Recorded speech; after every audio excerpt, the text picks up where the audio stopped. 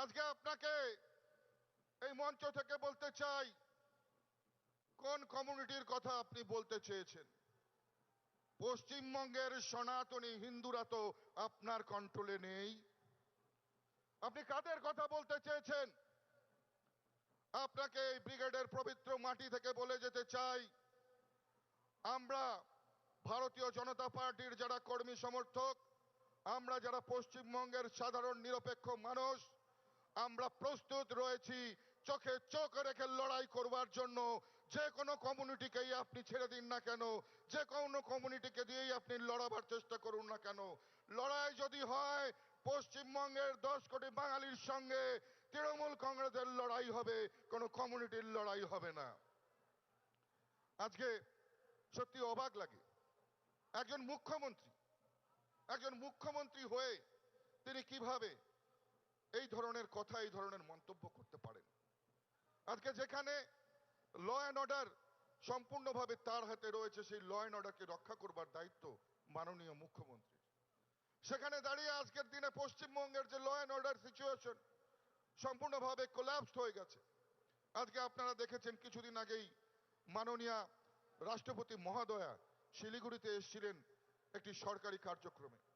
সেখানে আপনারা দেখেছেন কিভাবে তাকে অসম্মানিত করা হয়েছে, রাষ্ট্রীয় প্রোটোকলকে কিভাবে ব্রেক করা হয়েছে।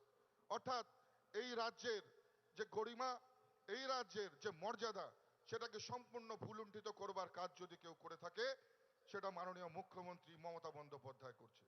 আজকে আপনাদের সবাইকে আহ্বান জানাতে চাই, এই লড়াই আমাদের সনাতনীদের লড়াই, এ লড়াই হিন্দুদের লড়াই, এ লড়াই পশ্চিমবঙ্গের হিন্দুদেরকে হোমল্যান্ড বাঁচানোর লড়াই।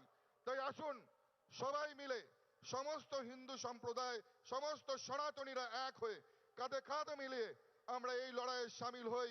2026-এর যে নতুন সূর্যোদয়, সেই সূর্যোদয়ের আমরা সাক্ষী হই এবং আগামী প্রজন্মকে, এই পশ্চিমবঙ্গকে আগামী প্রজন্মের বাসযোগ্য করে যাই। আসুন এই প্রতিজ্ঞা আমরা সবাই মিলে নেই এবং সবাই মিলে একই কথা, একই সুরে কথা বলি। যে কথা যোগীজি বলেছেন, হিন্দুদের জন্য বলেছেন যে জিতনা বাটোগে উতনা কাটোগে। তাই আমাদের সবাইকে এক হয়ে থাকতে হবে। আমাদেরকে বিভিন্ন সম্প্রদায়ের কথা ভুলে আমরা হিন্দু সনাতনীদেরকে সবাইকে এক হতে হবে। আমরা কে ঘোষ, কে বোস, কে গুহ, কে মিত্র, আমরা কে কোন সম্প্রদায় থেকে আসছি ভুলে সবাইকে একটা কথাই মনে রাখতে হবে, আমরা হিন্দু। তাই আসুন সবাই মিলে এক সুরে বলি, হিন্দু হিন্দু, হিন্দু হিন্দু, হিন্দু হিন্দু, হিন্দু হিন্দু।